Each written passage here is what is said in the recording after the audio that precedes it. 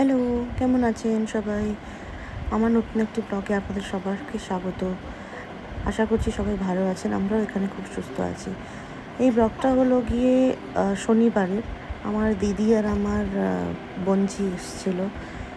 তো আমার বাবা নিচে গেছে ওদেরকে আনতে উপরে, আর আমার হাজব্যান্ডও।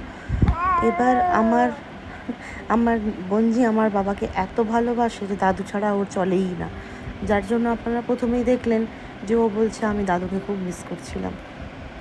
ও ওপরে এসছে, এখন ও যে আমার কাছেও এলো না, আমাকে দেখে খুব খুশি। আমাকে প্রায় ও 2 বছর পর দেখছে। এতদিন তো ভিডিও কলেই কথা হতো, তবে 2 বছর পর এসছে, খুবই আনন্দ লাগছে। আমার মাকে দেখে ও খুব খুশি, কিন্তু তার আগে ও যাবে বেবি দেখতে। ও এসছেই এখানে বেবিকে দেখতে। ও প্রথমেই ঢুকে চাইছে যে বেবিকে দেখবে, বেবিকে খুঁজছে, কিন্তু আমি বললাম যে বেবি তো এখন অনেক ছোট, তো আগে তুমি হাত পাটা ধুয়ে নাও, জুতো ছেড়ে নাও, তারপরে করবে। এখনও বেবিকে দেখে খুব খুশি। বেবি সব আওয়াজ টাওয়াজে ওর জন্য উঠে যাচ্ছে বারবার। ও ভাবছে খালি কতক্ষণে ও বেবিকে একটু কোলে নেবে আর খেলবে টেলবে। এই যে আমার দিদি, আর এটা আমি। প্রেগনেন্সির জন্য ওয়েটটা একটু বেড়ে গেছে, তবে চেষ্টা করছি কমানোর, দেখি কতটা করতে পারি।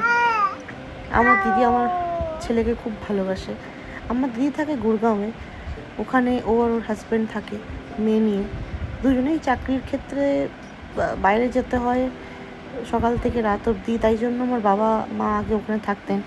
এখন আমার বাবা শুধু থাকে, আমার মা আমার জন্য এখানে আমার সাথে থাকছে। তবে মাঝে মধ্যে যখন বাবা মাকেও কলকাতা যেতে হয় তখন ওর শাশুড়ি আসে, তবে কখনো কখনো নিজেকেই তো সব সামলে নিতে হয়। আর এখানে আমার বোনজি খুব খুশি তার ছোট্ট ভাইকে দেখে, আর আমি হাতে 2টো বাচ্চা পেয়ে খুবই। পুপ্পুকে আমি নিজের প্রথম বাচ্চা হিসেবে মনে করে থাকি সবসময়, কারণ ও যখন হয় তখন 2020 সাল, লকডাউন, কোভিড চলছে, আর ডিসেম্বর মাসেও হয়েছিল। আমি খুবই খুশি হয়েছিলাম, তাই জন্য ও আমার প্রথম বাচ্চা আর এটা আমার দ্বিতীয়, এইটাই আমি সবসময় মনে করি।